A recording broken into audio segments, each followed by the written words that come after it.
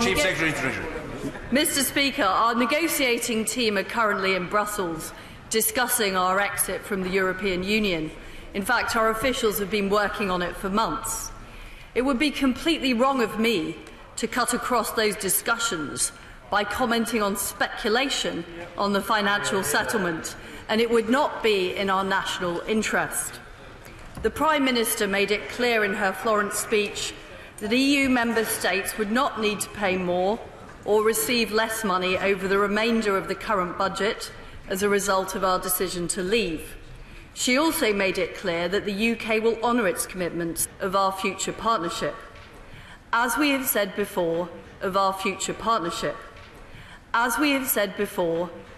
is agreed until everything is agreed, and that any settlement that we make is contingent upon us securing a suitable outcome, as outlined by the Prime Minister in her Florence speech.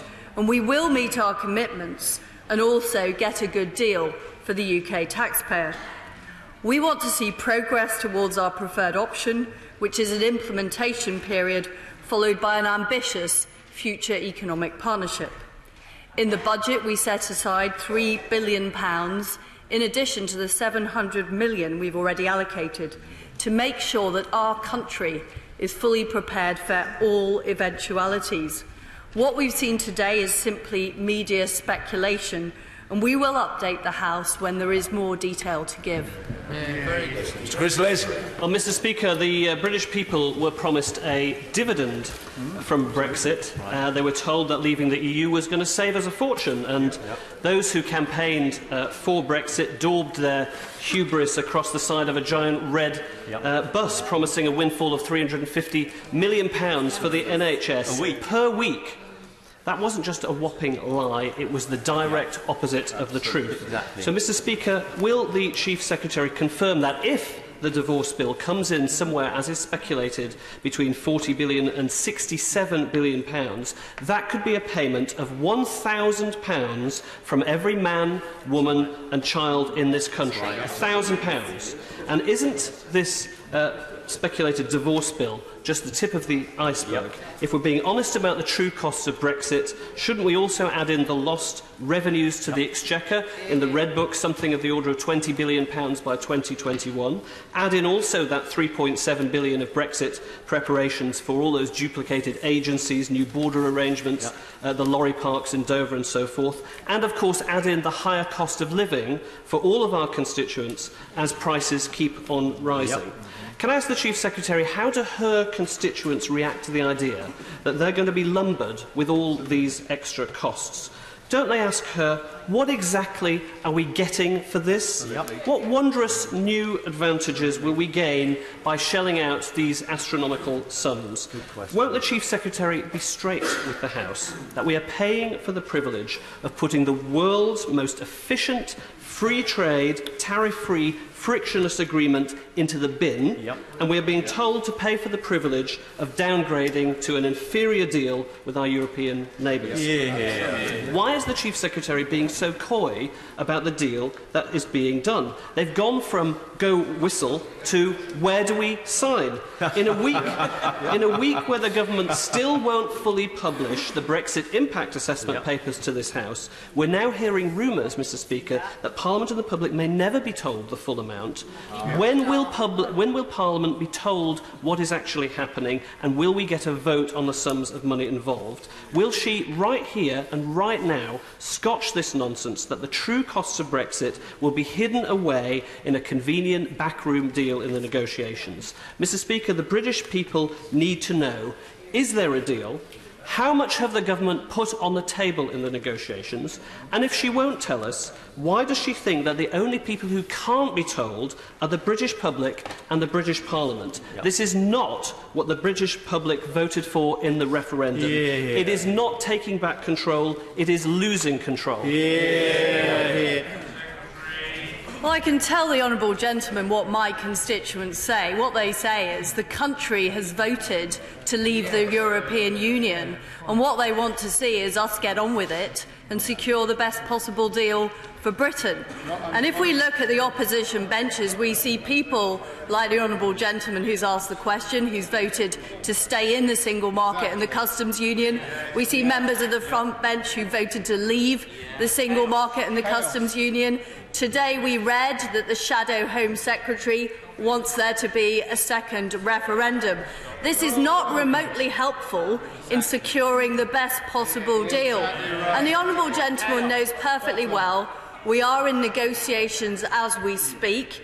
If in this House we were to talk about numbers and we were to talk about the aspects of the deal, that would cut across our negotiating position. What the people of Britain want to see is they want to see us get on with it. They want to see us take the advantages of leaving the European Union, make the most of those opportunities, secure the best possible deal. We're well on the way to doing that. And I suggest to the honourable gentleman that rather than trying to refight the referendum battle, which is exactly what he seems to be doing, he needs to get with the programme and start talking about how he can be helpful. Mr. Kenneth Clark. Mr. Speaker, would my right honourable friend agree that no government of any EU member state could possibly be expected to agree that we should have a good future trading and economic relationship with the Union, whilst at the same time we repudiate all our past financial obligations and are somehow refusing to pay a fair share of the costs of agencies and so on that we will incur in the future? Would she therefore agree that those who oppose paying any money are presumably wanting a no-deal Brexit? And that would actually be catastrophic for this country and would stop the opportunity my right honourable friend, the Brexit Secretary, has of negotiating a deal that retains as many benefits for jobs, investment and the growth of the economy of this country as we possibly can in the future. Well, as the Prime Minister laid out in her Florence speech, we do want to abide by our commitments made during our period of membership, and we also want to see progress on securing a deal. And the right honourable gentleman is right. Any settlement that we seek to achieve has to be contingent on getting a suitable outcome from those negotiations as outlined by the Prime Minister, because what we want to make sure is any money spent is value for money for the British taxpayer. Jonathan Reynolds. Mr. Speaker, can I thank my honourable friend for Nottingham East for raising this critical question today. As we all know, settling this issue is vital to continuing to the next part of the negotiations. Given that progress has been so much slower than we would have hoped, the opposition is supportive of efforts to resolve this part of the negotiations as soon as is feasible, so we can start to make progress to end the uncertainty which is impacting on jobs and the economy. We believe the financial settlement with the EU must meet our international obligations while delivering a fair deal for British taxpayers.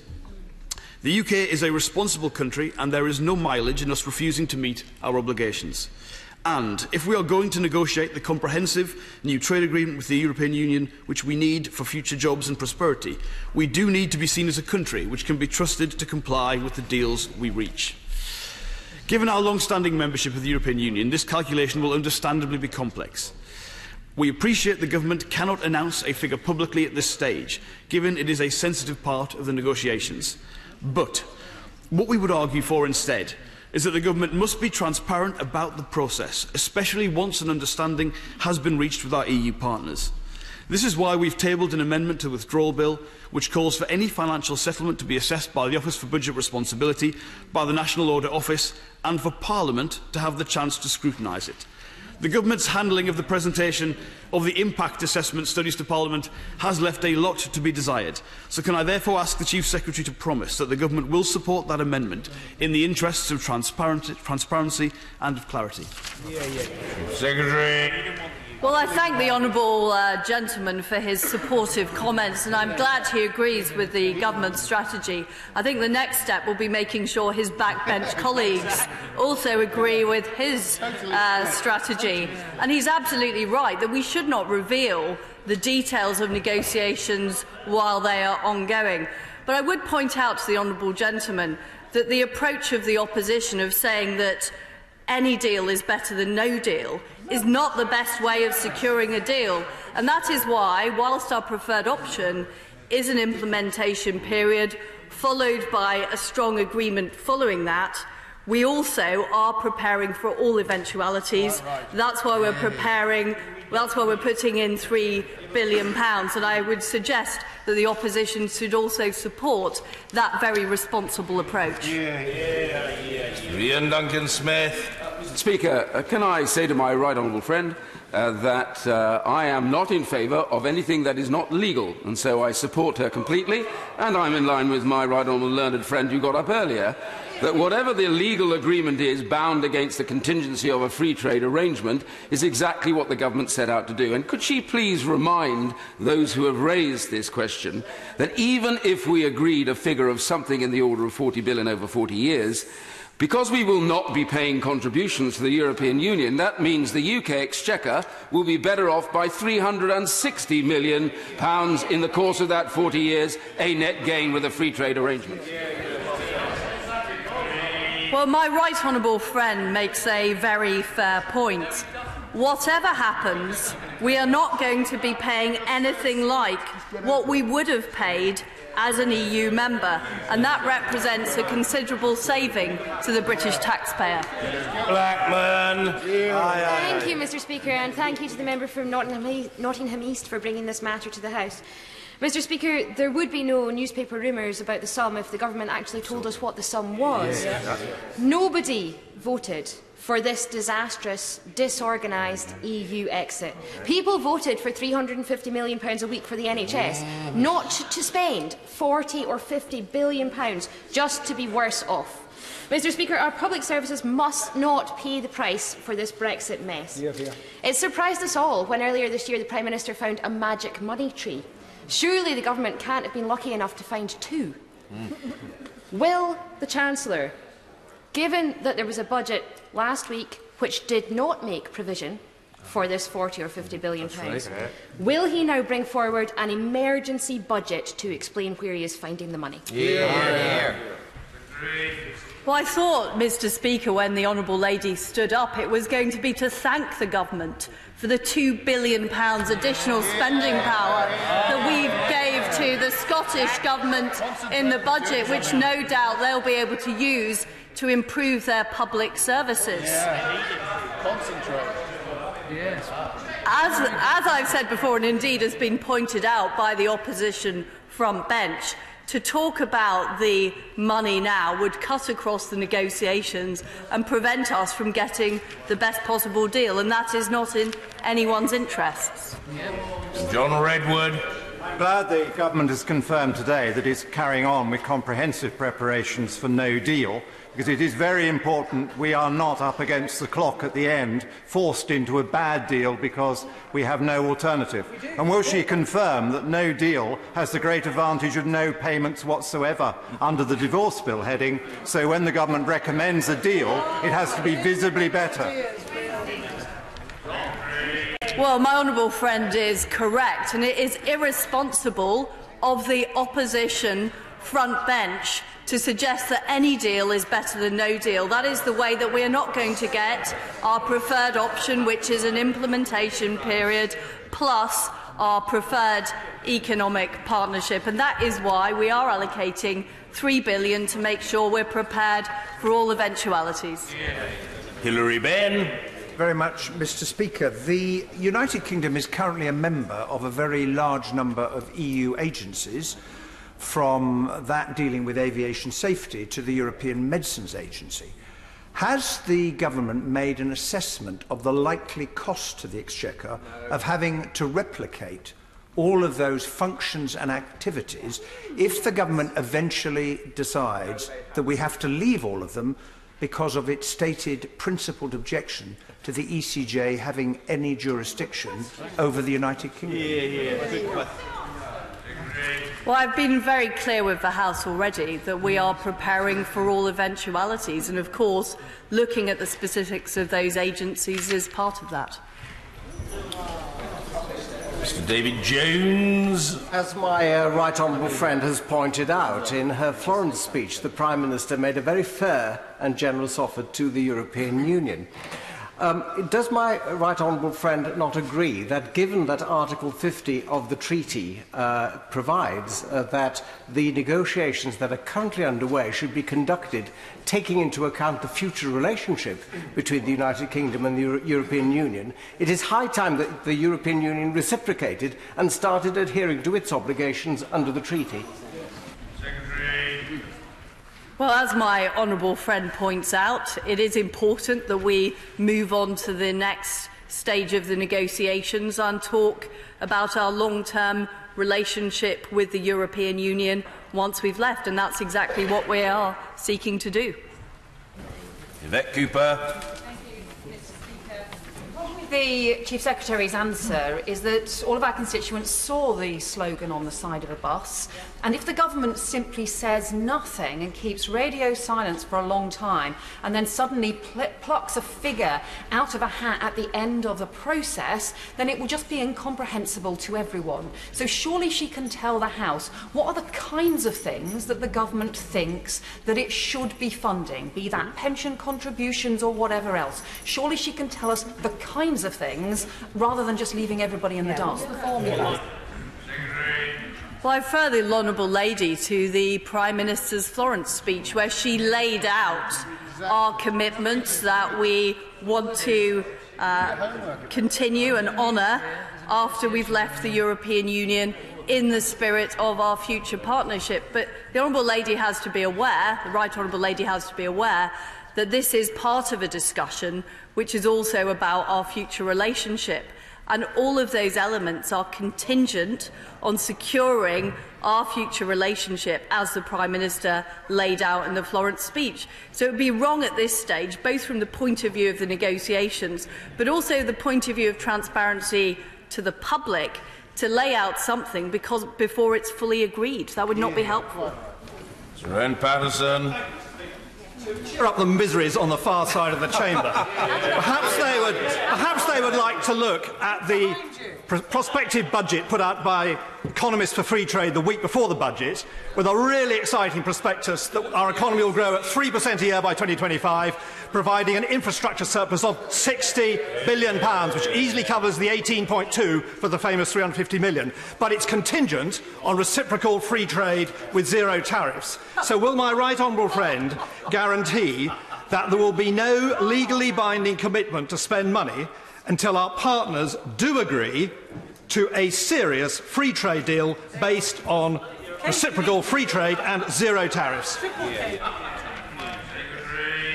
Well, I fear my honourable friend is over-optimistic if he thinks we can stop the opposition benches being miserable. We've tried this for 4 days of budget debate and have been so far unsuccessful.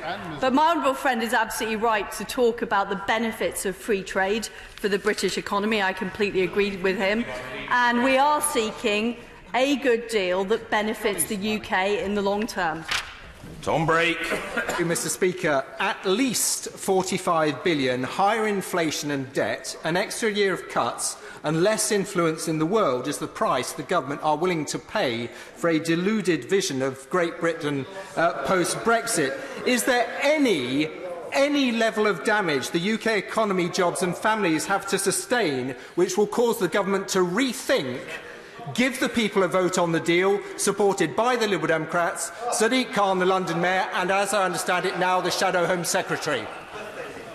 I see, regrettably, that the misery is spread to the Liberal Democrat benches. There seems to be a contagion issue on the benches opposite. I would just invite the honourable gentleman to welcome the fact that we have the lowest unemployment in this country that we've had for 40 years, that we have the third highest number of start-ups in the world, a record number for this country, and the positive benefits that we're seeing from the actions of this Conservative government. John Barron. sense to the Minister that most of us, certainly on these benches, accept that a good trade deal is better than no deal, that there is always give and take in a negotiation. It is important that we meet our financial commitments. But does the Minister also accept that this is largely, this issue, a storm in the teacup, because nothing is agreed until everything is agreed? It's important to make that point and not listen to the siren voices the few siren voices who still refuse to accept the result of the referendum.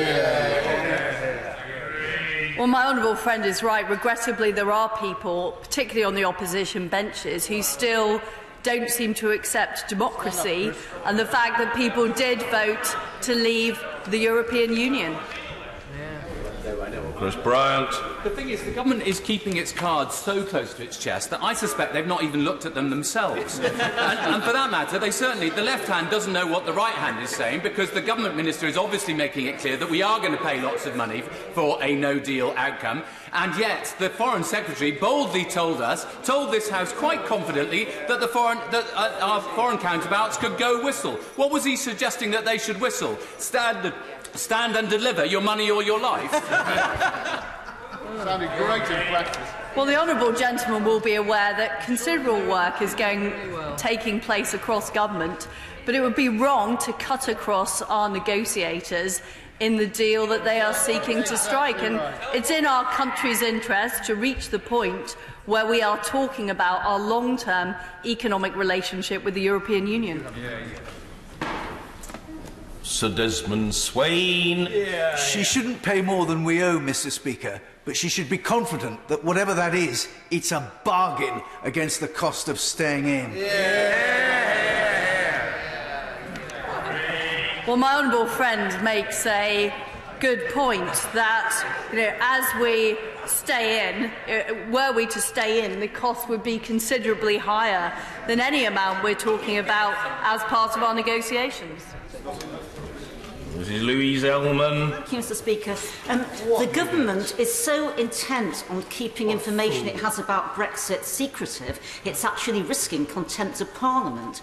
So as this even more secretive financial settlement is negotiated, how can we be sure that it really represents the national interest? As I have pointed out already in this discussion that we're having, these negotiations are not yet complete. There is not a number that we can disclose to the House, and absolutely, when there is one and when there is more detail to give, we will come to the House and talk about it. Mr. Robert Halfon.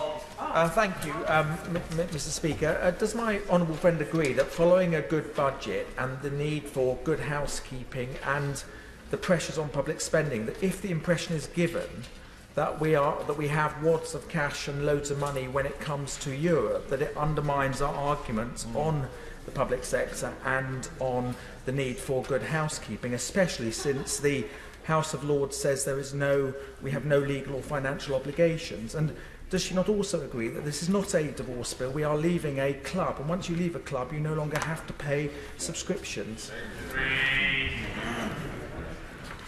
Well, first of all, we were able to make sure we stuck within our fiscal rules at the budget, making sure that debt is falling as a proportion of GDP for the first time in 13 years, and keeping within our deficit targets as well. Whilst at the same time we were able to freeze fuel duty to help ordinary working people who need to keep their living costs down. So we were able to do all of those things. The reality is that as we leave the European Union, we will no longer be paying those vast sums of money in, and that will represent a benefit to the taxpayer. Ms. Skinner. Is the Minister aware that 70% of the people that voted in Bolsover voted to leave? But can I also say this to you? Those same people in Bolsover, I believe, would expect me to tell the Honourable Lady from the Finance Department that if they've got £60 billion to spare, it should go to the National Health Service and social care.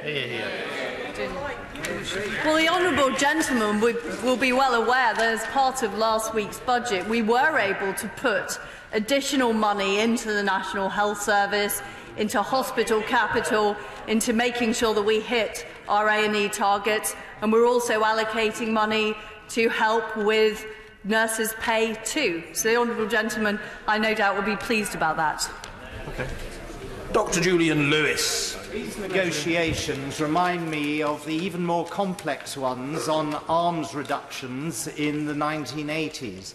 And will the Minister bear in mind that the lessons of those negotiations were, first, that too many one-sided concessions project an image of weakness, and secondly, in order to get the very best deal, you often have to walk away first and wait for the other side to agree with you to sit down, come back and negotiate realistically. Very good point. Well, it's because we need to make sure that the European Union are aware we have alternatives, that we are preparing, as well as for our preferred option of a transition period plus a long-term economic agreement, we're also preparing for a no-deal scenario. And the opposition want to give that option away, so we wouldn't be able to have that discussion with the European Union. Matt McFadden. There are two salient features about the news that is emerging. The first is this is the opposite to what was promised during the referendum. We were promised £350 million a week more, and now the government is set to pay up to £50 billion when our constituents urgently need money for health, housing, policing and much more.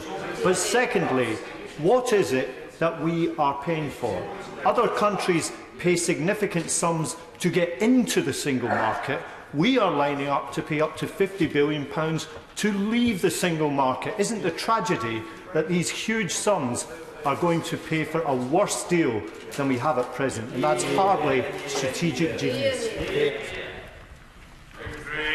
Well, it's absolutely right that the UK honours its commitments in the spirit of our future partnership. But as I've said before, nothing is agreed until everything is agreed, and we will expect to make progress and secure that long-term economic partnership, which will be to the benefit of UK citizens. Mr. Jacob Rees-Mogg. Thank you, Mr. Speaker. Will my right honourable friend note the growing concern that Her Majesty's Government seems in these negotiations to be dancing to the tune of the European Commission? And can I ask her further to the question from my right honourable friend, the member for North Shropshire, if she can be certain that after the 29th of March 2019, that we will make no payments to the European Union whatsoever in the absence of a full agreement covering trade? Well, I can assure my honourable friend that we are not dancing to anyone's tune.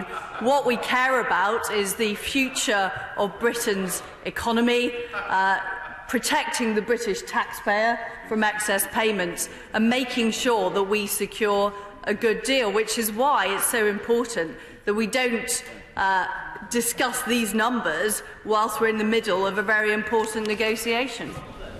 Jonathan Edwards.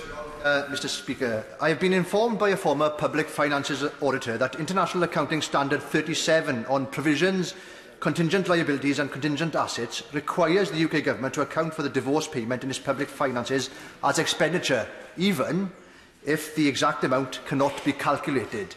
Given that the Government's accounts for 2016-17 did not adequately disclose the potential liability as required by IAS 37, will she give assurances that a liability of this magnitude will now be included in the supplementary estimates for 2017-18 and that this provision will be subject to a vote of this House? Well, that would be wrong according to accounting principles because nothing has been agreed. And the Office of Budget Responsibility followed the Prime Minister's Florence speech in laying out their projections for the budget. I suggest to the honourable gentleman that he's misinterpreted those standards. Mr. Philip Davis. Can my right honourable friend confirm that she does agree with me that the UK should pay the EU what we are legally obliged to pay, not a penny more and not a penny less? And if so, will she make sure that before this House votes on the final bill, we have an itemised account of exactly what we are paying for at the end of it, and also the legal basis upon which we are making those payments. Because I have to say, Mr. Speaker, the honourable member for Bolsover is absolutely right. If there's any spare money going at a time of austerity, that should be directed to our priorities in the UK. It should not be giving a bung to the European Union that we're not legally obliged to do. I can assure my honourable friend that we are determined to get the best possible deal for the British taxpayer, and we need to look at the overall deal in the round and see what represents value for money. And absolutely, the money should be being spent on our public services and also keeping taxes low for our hard-working citizens. Mrs. Helen Goodman. Speaker. Last week, the Treasury published the Red Book, and this showed that there would be no more payments to EU institutions from 2019. And the Red Book also said there was 15 billion of headroom, and then debt would be falling. Doesn't the news overnight show there's a 30 billion hole in the public finances, and there is no possibility of debt falling on this timescale? Well, the honourable lady is not correct about that. The OBR have made predictions on EU payments, and those are included in the budget. In fact, it was raised by my honourable friend at the budget debate last week. Jonathan Ginogly. Could the Minister please confirm that any payments that are to be offered will be itemised and set out so that Parliament can understand what the constitution of the payment is going to be, and that we can therefore put it into the context of any likely conditioning that may be required in the context of any future relationship deal? I can assure my honourable friend that the payments that would potentially be made, and as we've discussed before, nothing is agreed until everything agreed, will be absolutely value for money. Stephen Timms. That's not what he asked. Thank you, Mr. Speaker. My honourable friend is absolutely right in his question to highlight the very serious difficulties the country now faces. I hope it's true that agreement has been reached on the cost of exit so that the negotiations can move on to the next stage. Does the Right Honourable Lady agree with me? It is absolutely essential in the UK national interest that the European Council at its meeting next month agrees that enough progress has been made to move on to discussions about future trade. We absolutely want to secure moving on to the next stage of these negotiations. That is very important. Ultimately, it takes the UK and the EU 27 to agree on that. And what would be wrong is to take the approach of the opposition and say we will agree to any deal regardless of what it is. We have to look at all eventualities and make sure we're prepared for all eventualities. Shailesh Vara. Speaker, does my right honourable friend agree with me that the message for the doommongers is that the British public have given their verdict and they expect Parliament to deliver? They should, and that the doommongers should recognise that we are the 5th strongest economy in the world, that our population is significantly more than 15 EU countries put together, and it's high time they started talking up Britain rather than talking us down. Well, my honourable friend is right. The opposition benches refuse to see any of the positive things that are happening in our country, whether it's the lowest youth unemployment for over 13 years, whether it's the highest number of new start-ups this country has ever seen. There are great things happening, and let's see a bit more optimism on the opposition. Rhian Austin. Mr. Speaker, people in the Black Country voted to leave, but they were never at any point told that it could cost them £1 billion a week.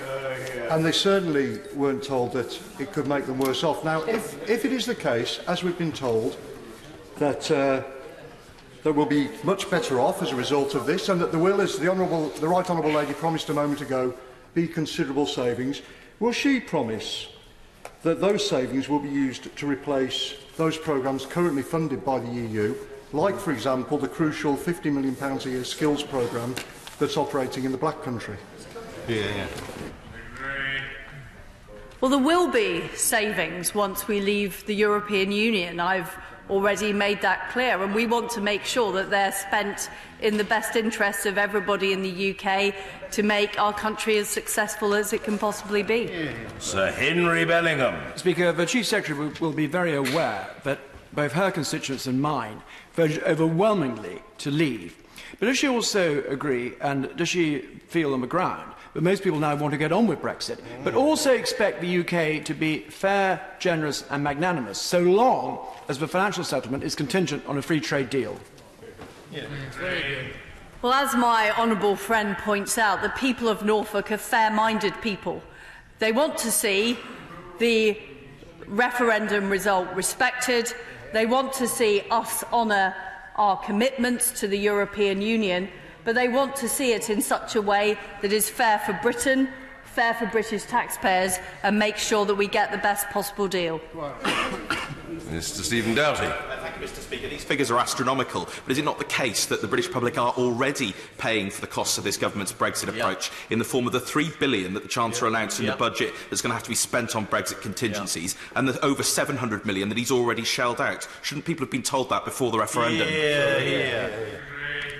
I do think it's completely irresponsible of the opposition to suggest that we should not prepare for all eventualities. It would be disgraceful for the government not to do that. It would not be the proper action of a responsible government. Mr. Peter Bone. Thank you, Mr. Speaker. For the first time in my parliamentary career, I'm going to agree with the honourable member for Bolsover. He is absolutely right. The 60-odd% of the people in Wellingborough who voted to leave would want to know what we were doing with £60 billion. They'd want it spent on the NHS, social care and defence. They would not want it given to the European Union. Would the Minister agree such a move would be betraying the trust of the British people?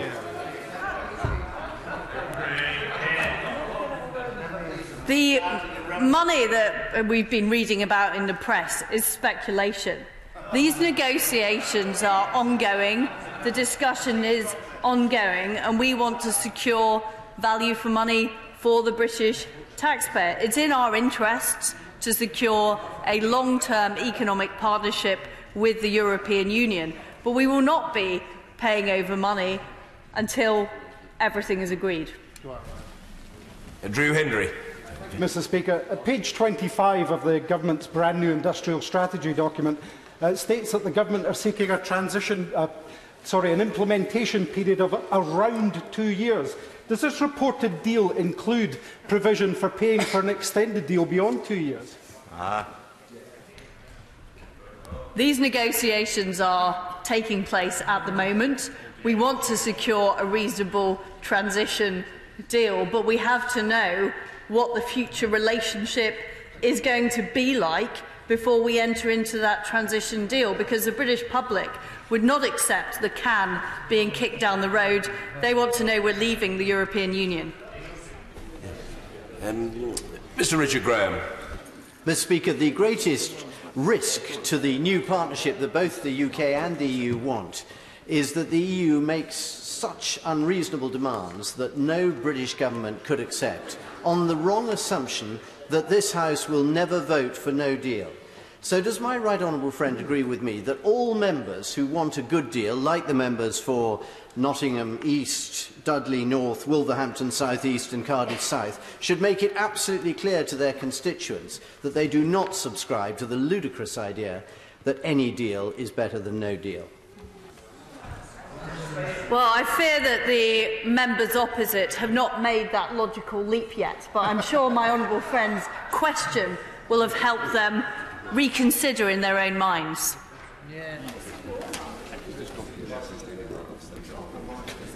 Extraordinary behaviour. Quite extraordinary behaviour. In you come, Rudd. It was good of you to drop in on us. Mr. Gavin Shuker. Extremely grateful, Mr. Speaker. Can she name a single aspect or any moment in any aspect of the negotiations so far in which the government has gone head-to-head with the EU 27 on an issue on which they have competing ideas about what to do, and have come out on tops? Or is this yet another example of the government crumbling and facing up to the reality of leaving the EU? We're making continuous progress in our negotiations with the EU. And of course, in any negotiation, there has to be give and take from both sides, and that is exactly what is happening. But it would be wrong to expose the details of those negotiations at this stage. Mr. Philip Hollowbone. In any divorce, the assets are divided. Given that in today's money, in real terms, our net contribution to the EU's over the whole lifetime of our membership amounts to £209 billion, will she make sure that we get our fair share of the EU's assets when we leave? I can assure my honourable friend that that consideration is part of our discussions. Daniel Zeichner. Mr. Speaker, before making a big decision, it's generally sensible to inquire about the price. Yep. Most people will be absolutely staggered to learn that the average household in this country is going to be asked to stump up between £2,000 and £3,000 to pay for this. Yep. Now, could the government tell us what plans they have to tell people about this bill they're facing and ask them whether they think it's a good use of their money? Yeah. Well, the honourable gentleman needs to look at both sides of the account, because we will not be paying ongoing vast sums into the EU that we are at the moment. So he needs to look at the big picture. Order. Statement, the Secretary of State for Transport, Secretary Chris Grayling. Well, thank you, Mr. Speaker. With your permission, I'd like to make a statement to the House about our plans for Britain's railways. When, Mr. Speaker, those railways were privatised in the mid-1990s, it was against a backdrop of what many regarded as terminal decline. The radical beaching cuts of the 1960s had been followed by further line closures under British Rail, and passenger numbers had been falling steadily since the Second World War. Yet privatisation sparked a remarkable turnaround in the railway's fortunes. Over 1.5 million more trains are timetabled each year than 20 years ago. Passenger demand has more than doubled, and other countries are now adopting Great Britain's rail model in their own markets. To support this growth and to reverse decades of underinvestment in the infrastructure, we have embarked upon the biggest rail modernisation programme since the Victorian age. In addition to government funding, billions of pounds of investment from the private sector is helping to renew and expand train fleets, upgrade stations and transform services across the country. And franchises are making an increasing contribution to the public purse. So the rail renaissance we're seeing in Great Britain today is the direct result of a successful partnership between public and private sectors. Now, Mr. Speaker, this partnership has delivered real benefits for passengers for more than 20 years, but that success has created its own challenges. As the number of services has increased, our network has become more and more congested, making delivering the punctual, reliable services that passengers expect more challenging. On much of the network, our railway is operating on the edge of what it can cope with. It carries more passengers today than it did in the heyday of the 1920s on a network that is a fraction of the size. And when things go wrong, the impact can be widespread and quick, causing significant frustration for the travelling public. That is why last year I announced plans to start bringing together the operation of track and train on our railways. I said then it should be a process of evolution and not revolution, and I said that the exact approach may differ from area to area. But the outcome must be the same: a railway that is predominantly run by a joint local team of people with an absolute commitment to the smooth running of the timetable, whether planning essential repairs, responding to incidents on the line, or communicating with passengers. Today I am publishing more details about our plans, an update on what we're doing and the steps we're taking to realise our ambitions. This publication, called Connecting People, a Strategic Vision for Rail, explains how we will create a new generation of regional rail operations with a relentless focus on the passengers, economies and communities they serve. It represents the biggest change to the delivery of rail services since privatisation. Now, although we've already achieved significant structural improvements, we're joined up working between operators and Network Rail, and Network Rail's own transformation into a series of regional route businesses, the document explains our plans to go much further. Where it will deliver real benefits for passengers, many future rail franchises will be run by a joint team, made up of staff from Network Rail and the train company, and headed by a new alliance director. This will make the railway more reliable for passengers by devolving powers to local routes and teams, and to ensure that actually one team is responsible for running the railways and the infrastructure they use.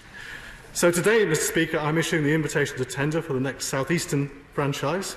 This will, amongst other things, deliver longer trains, providing space for at least 40,000 additional passengers in the morning rush hour, and a simpler high-frequency turn-up-and-go timetable on suburban routes, which will boost capacity and provide a better service for passengers. And as part of that unification of track and train, Mr. Speaker, the day-to-day operations on the South Eastern network will be run by a joint team led by a new alliance director, heading both the track and the train operations. And on the East Midland Main Line, we will also introduce a joint team approach, bringing more benefits to passengers. Now, honourable members will know the East Coast Main Line has had its challenges in recent times, and I intend to take a different approach on that route. From 2020, the East Coast Partnership will run the intercity trains and track operations on this route. This partnership between the public and private sector will operate